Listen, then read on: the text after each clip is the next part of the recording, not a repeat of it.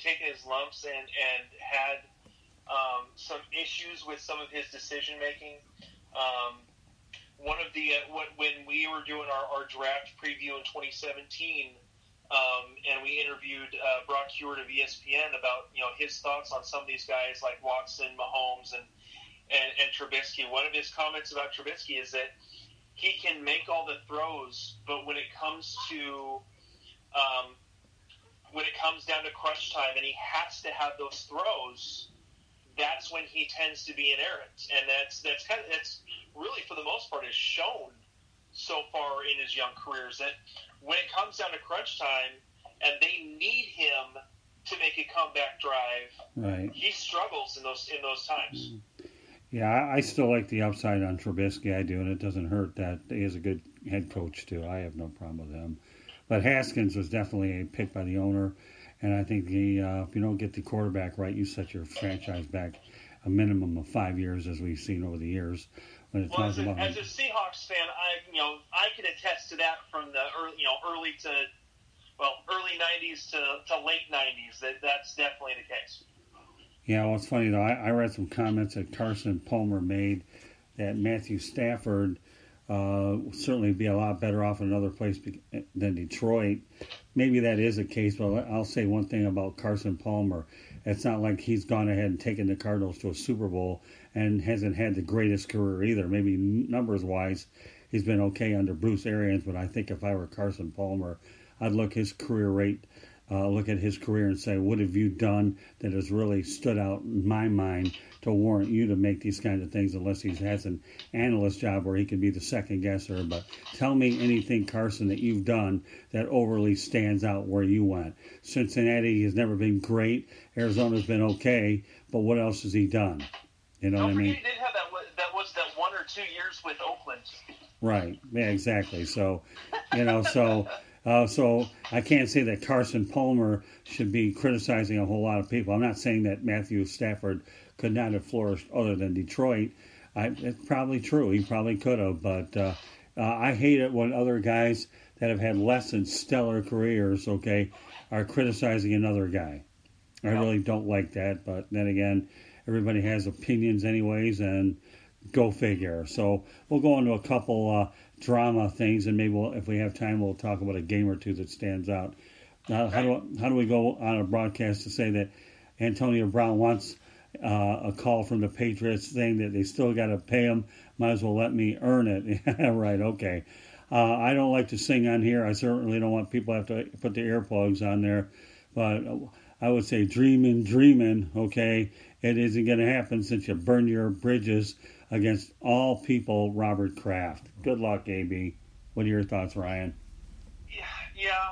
No, I don't think any team touches him at this point. I think that he has become a poison pill that no one wants to come anywhere close to. Let's not forget he is still dealing with the the sexual assault allegations. Right. So he still has that to deal with. Forget about playing football. Dealing with that is enough for a lot of teams to just say, no, we're not even gonna bother right now.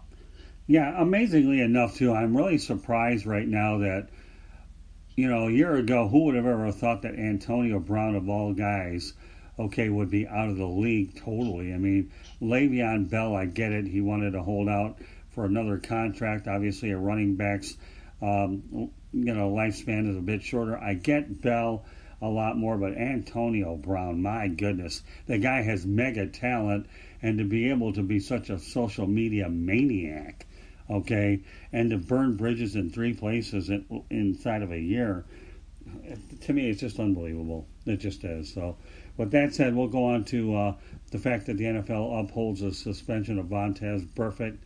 You talked about what was it, Derek Brooks? Did you say? Yeah, Derek Brooks is the NFL PA person in terms of hearing appeals about suspensions and player personnel issues. So he is the one who actually upheld the season-long suspension for Vontaze Burfict. I am more than happy that Burfict is out for the rest of the season. There are lots of teams complaining. There are a lot of people complaining on the Raiders about the fact that, well, this guy hit a guy in the head, this guy got a hit in the head, or hit another guy in the head. They're not getting suspended for the full season. The thing is, Vontaze Burfict, coming off of suspension into the season this year, was basically given an ultimatum: play clean or else. Right. And in his letter from the league saying that he was being suspended, said, because of your repeated offenses over and over and over again of playing dirty, that is why you are getting suspended, because you have been given a second, third, fourth, and fifth chance. Therefore, this is it. You're getting suspended for the full season. Right. Yeah, well, the guy, listen, he's paid $4 million in fine. At what point does he get it? And more importantly, I read later on that with him, that he had another hit that wasn't even penalized, and that Brooks went ahead and reviewed it and saw that as well. So, and to add insult to injury, not only is he being scrutinized for the Doyle hit, but now there was another play in the game that wasn't even brought about. But when you have a guy like Brooks who's looking at the whole thing and then sees something else, and the fact of the matter is he hasn't shown any remorse for what he did. No. I mean, what choice do you really have? And I would find it hard to believe that he would even be playing next year. But, I don't think, and you know what, even if he were to come back next year, I don't think he'd show remorse. So I think he should be another guy that should say, call it a career, Vontaze, because to me, you just don't get it. They're trying to make this game safer, and you don't need to make things even more difficult from a potential lawsuit, let alone injuring another guy and potentially ending his career. Yeah, exactly. And yet, ironically, he's playing for a franchise that had Jack the Assassin Tatum that played for it years ago, too. And we don't have assassin here. I can use the first three letters of that, and then you can go ahead and connect the dots, since I don't really like to use that sort of language on the air. So let's talk about a few football games. Absolutely. Let's talk about the Jacksonville Jaguars and the New Orleans Saints, since Candy and I are going to be up there. What are your thoughts about that one? This game should be interesting. I think that this one should become more of a defensive battle. I really like the Saints defense. They played very, very well this year. Even in the game where they lost to the Rams, the defense overall played pretty well. It was really tough on Jared Goff the whole game. Right. There was a few missed tackles that caused some big plays, like the one for Cooper Kupp. They got him down to like the 1 yard line or whatever. And so the defense overall has played very well.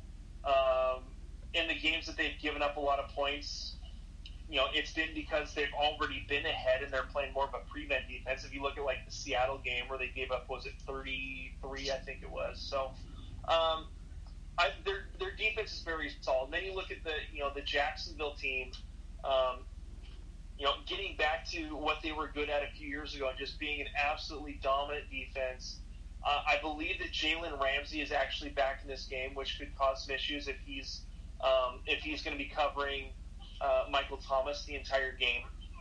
And so we'll see what Teddy Bridgewater can do in this one. And I think that this is the first really, just off the top of my head, this will be the first really good test against a very, very solid defense for Gardner Minshew as well. Yeah, I think, and the thing about Ramsey, you brought him up. Let's face it, Jalen, you're not going anywhere, so you might as well just play.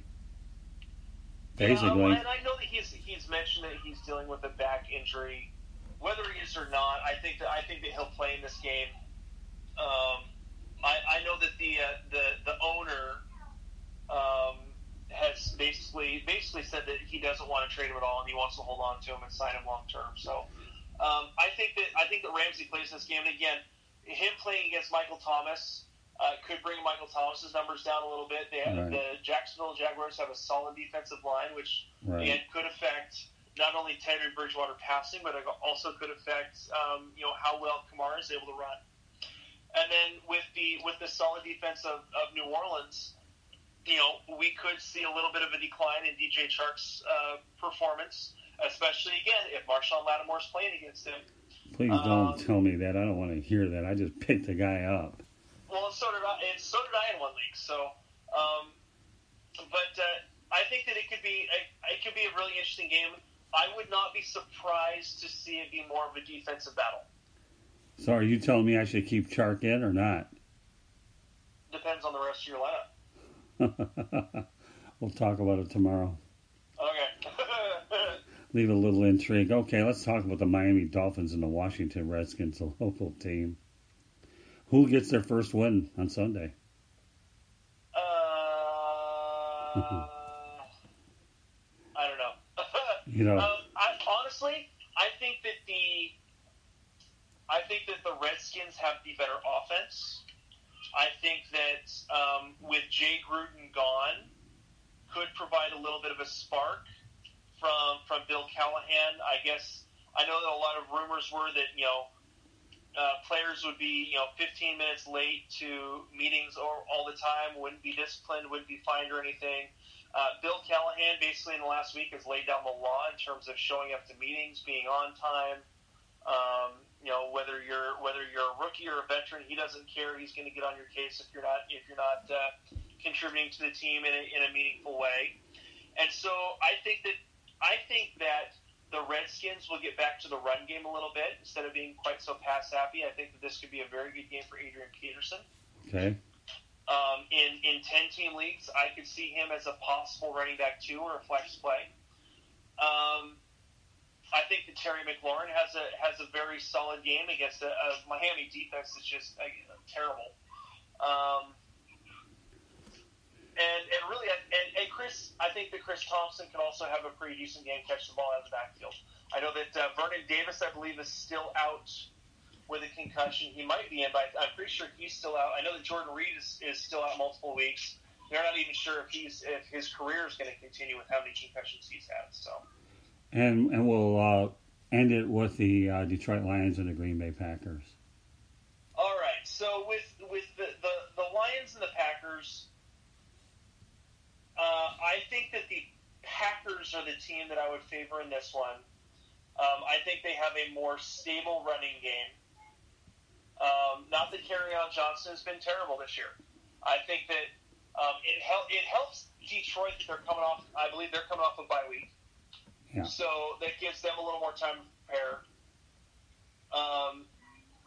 Their defense has played pretty solid. Was able to stop up Patrick Mahomes pretty well a few weeks ago, and so they have. I think that they could do very well. This could be another low-scoring game because both defenses have played very well this season.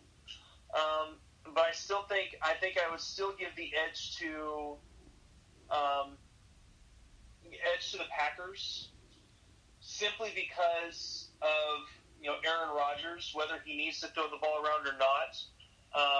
He can depend. I believe that he can depend more on his abilities with Jimmy Graham and Aaron Jones than Matthew Stafford necessarily can with the tough secondary of the Packers going up against Marvin Jones and Galladay. Since T.J. Hawkinson is still in concussion protocol as well. Yeah, would you say that Galladay struggles, and is he a guy that you probably want to leave on the bench this weekend?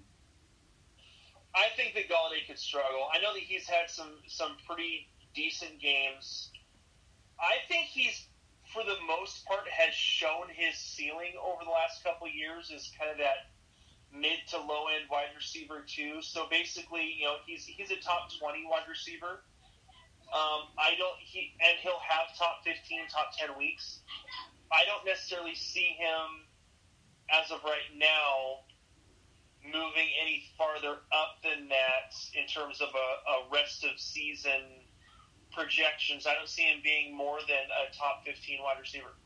Really? No kidding. And by the way, you talked about the Lions' defense against Kansas City. Indianapolis used that blueprint to stop